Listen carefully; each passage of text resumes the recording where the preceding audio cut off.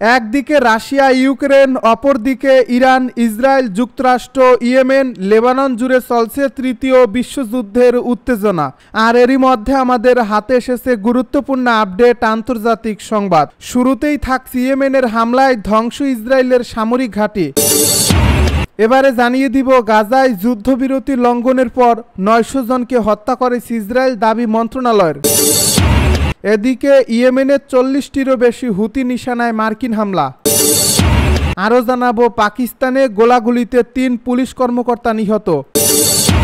সব শেষে জানিয়ে দিব, ভূমিকম্পে মিয়ানমার পরিস্থিতি ভয়াবহ, মৃতের সংখ্যা ছাড়ালো 1000। শুনছিলেন হাতে পাওয়া গুরুত্বপূর্ণ আপডেট, আন্তর্জাতিক সংবাদের শিরোনাম। এবারে বিস্তারিত।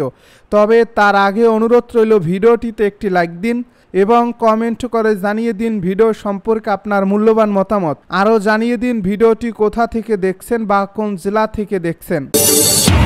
ইয়েমেনের হামলায় ধ্বংস ইসরায়েলের সামরিক ঘাঁটি। মধ্যপ্রাচ্যে চরম উত্তেজনার মধ্যে ইয়েমেনের হুতি বিদ্রোহীরা ইসরায়েলের একটি সামরিক ঘাঁটিতে ভয়াবহ হামলা চালিয়েছে, যা মারাত্মক ক্ষয়ক্ষতি ডেকে এনেছে। হুতি সামরিক বাহিনীর মুখপাত্র জানিয়েছে, এই হামলাটি ড্রোন ও ব্যালিস্টিক মিসাইলের মাধ্যমে পরিচালিত হয়, যার ফলে ইসরায়েলি সামরিক স্থাপনায় ব্যাপক ধ্বংসযজ্ঞ সৃষ্টি হয়েছে। সূত্র অনুযায়ী ইসরায়েলের দক্ষিণাঞ্চলে অবস্থিত একটি সামরিক ঘাঁটি সরাসরি লক্ষ্যবস্তুতে পরিণত হয়। এই হামলায় বেশ কয়েকটি যুদ্ধবিমান ও সামরিক সরঞ্জাম ধ্বংস হয়েছে বলে দাবি করেছে হুতি বাহিনী। তবে ইসরায়েলি প্রতিরক্ষা বাহিনী হামলার সত্যতা স্বীকার করলেও ক্ষয়ক্ষতির প্রকৃত পরিমাণ প্রকাশ করতে অস্বীকৃতি জানিয়েছে। হুতি বাহিনী জানিয়েছে, ফিলিস্তিনের প্রতি সংহতি জানিয়ে এবং গাজার উপর ইসরায়েলি হামলার প্রতিশোধ নিতে এই আক্রমণ চালানো হয়েছে। উল্লেখ্য, ইয়েমেনের হুতি গোষ্ঠী ইরান সমর্থিত এবং দীর্ঘদিন ধরে ইসরায়েল ও পশ্চিমা শক্তির বিরুদ্ধে সামরিক কার্যক্রম চালিয়ে আসছে। সম্প্রতি হুতি বাহিনী ইসরায়েলের বিভিন্ন স্থানে সামরিক ক্ষেপণাস্ত্র ও ড্রোন হামলা চালিয়েছে, যা মধ্যপ্রাচ্যে উত্তেজনা আরও বাড়িয়ে তুলছে। বিশ্লেষকরা বলছেন, এই হামলা ইসরায়েলের নিরাপত্তা ব্যবস্থার জন্য নতুন হুমকি তৈরি করেছে। একদিকে হামাস ও হিজবুল্লাহর হামলা, অন্যদিকে হুতি বিদ্রোহীদের ক্রমাগত আক্রমণ, সব মিলিয়ে ইসরায়েল এক চরম নিরাপত্তা সংকটের মুখে পড়েছে। বিশ্ব পরিস্থিতি পর্যবেক্ষকেরা মনে করছে, মধ্যপ্রাচ্যে যুদ্ধের পরিধি আরও বিস্তৃত হতে পারে, যা বড় ধরনের সংঘাতের দিকে নিয়ে যেতে পারে। এদিকে মার্কিন যুক্তরাষ্ট্র ও পশ্চিমা মিত্ররা হুতিদের এই কার্যক্রমের নিন্দা জানিয়ে বলছে, এটি মধ্যপ্রাচ্যের স্থিতিশীলতার জন্য হুমকি। তবে হুতিরা জানিয়েছে, যতদিন গাজায় ইসরায়েলি দখলদারি চলবে ততদিন তাদের হামলা অব্যাহত থাকবে।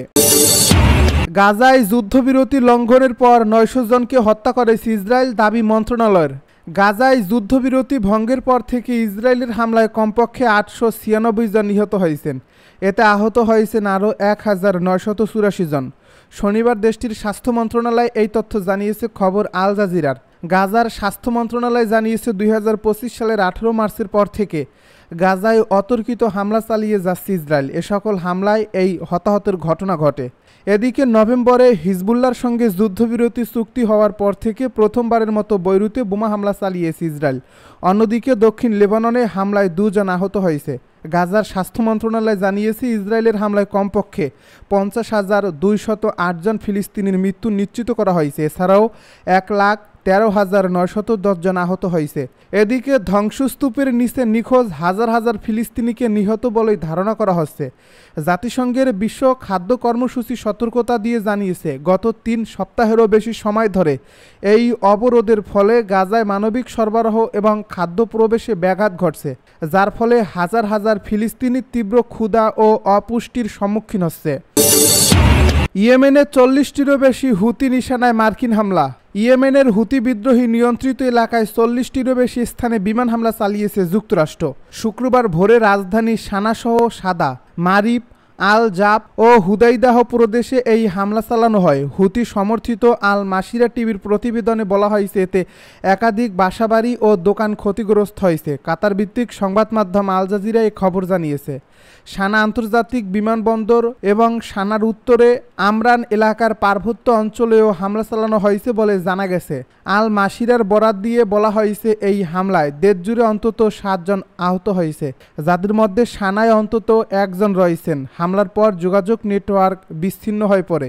যুক্তরাষ্ট্রের সেন্ট্রাল কমান্ড এখনও এই হামলার বিষয়ে কোনো বিবৃতি দেয়নি, তবে হুতি নেতৃত্ব দাবি করেছে এই বিমান হামলায় অন্তত ৫৭ জন নিহত হয়েছে। গাজায় ইসরায়েলের অবরোধের প্রতিবাদে হুতিরা সম্প্রতি লোহিত সাগরে জাহাজ লক্ষ্য করে হামলা চালানোর হুমকি দিয়েছিল, যার জবাবে এই হামলা চালানো হয়েছে বলে মনে করা হচ্ছে। ইয়েমেনে জাতিসংঘের বিশেষ দূত হান্স গ্রান্ডবার্গ বৃহস্পতিবার ব্রাসেলসে এক বিবৃতিতে বলেন, ইয়েমেনে পূর্ণাঙ্গ যুদ্ধ পুনরায় শুরু করা কারোর স্বার্থের পক্ষে নয় এবং এটি অবশ্যই এড়াতে হবে।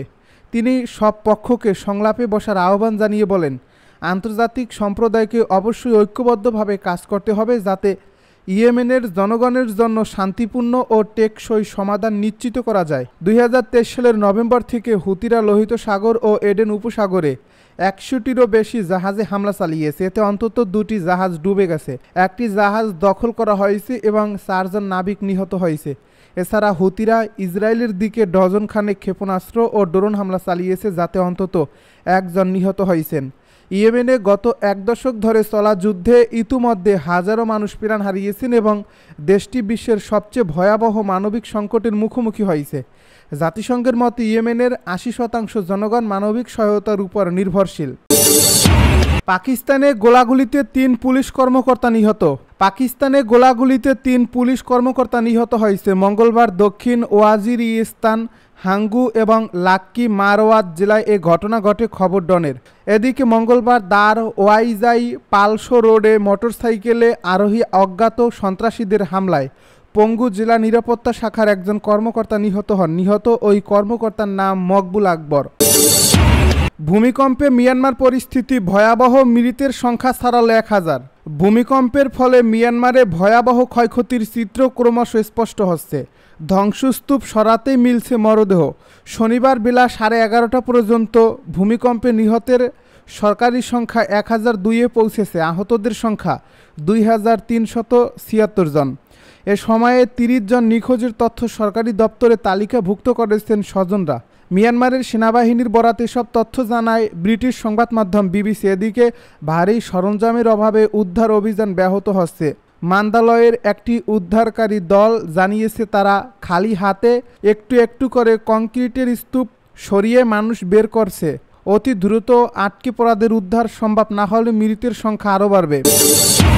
ইসরায়েলে গৃহযুদ্ধ শুরুর আশঙ্কা। ফিলিস্তিনে যুদ্ধ বাদিয়ে ক্ষমতায় টিকে রয়েছেন ইসরায়েলি প্রধানমন্ত্রী বেনিয়ামিন নেতানিয়াহু। তবে টানা যুদ্ধে ক্ষুব্ধ হয়ে উঠেছে সাধারণ ইসরায়েলিরা। এ নিয়ে নেতানিয়াহুকে নানাভাবে চাপ দিয়েও কোনো কাজ হয়নি। শেষ পর্যন্ত লাখ লাখ ইসরায়েলি নেমে এসেছে রাস্তায়। নেতানিয়াহু বিরোধী বিক্ষোভে অচল করে দিয়েছে দেশ, কিন্তু ক্ষমতার মোহে নেতানিয়াহু এতটাই অন্ধ হয়ে গেছেন যে নিজ দেশের নাগরিকদের উপরেই শক্তি প্রয়োগ করছেন। নেতানিয়াহু বাহিনীর রোষানলে পড়লেও রাজপথ ছাড়ছেন না ইসরায়েলি বিক্ষোভকারীরা। আর এভাবেই গৃহযুদ্ধের আবহ তৈরি হয়েছে। নেতানিয়াহু যদি এখনই পিছু না হটেন তাহলে খুব শীঘ্রই ইসরায়েলে গৃহযুদ্ধ শুরু হতে পারে, এমন হুঁশিয়ারি উচ্চারণ করেছেন ইসরায়েলি রাজনীতিক ন্যাশনাল ইউনিটি পার্টির chairman Benny Gantz. The Times of ইসরায়েলের খবরে বলা হয়েছে, দেশকে সম্ভাব্য এই গৃহযুদ্ধের হাত থেকে বাঁচাতে ইয়ারিফ লেভিনের সঙ্গে সাক্ষাৎ করেছেন গান্টস। এ সাক্ষাতে তিনি বিচারমন্ত্রীকে ইসরায়েলে গৃহযুদ্ধের ব্যাপারে সতর্ক করে দেন।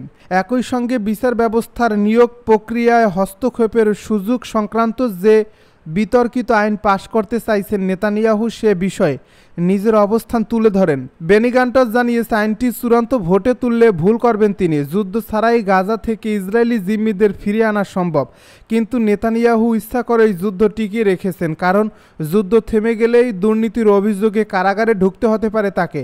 এজন্য গণবিক্ষোভের মুখেও যুদ্ধ জিইয়ে রেখেছেন নেতানিয়াহু। এর বাইরেও দেশের ভিতর নিজের ক্ষমতা আরও পাকাপোক্ত করার সব বন্দোবস্ত করে ফেলেছেন নেতানিয়াহু।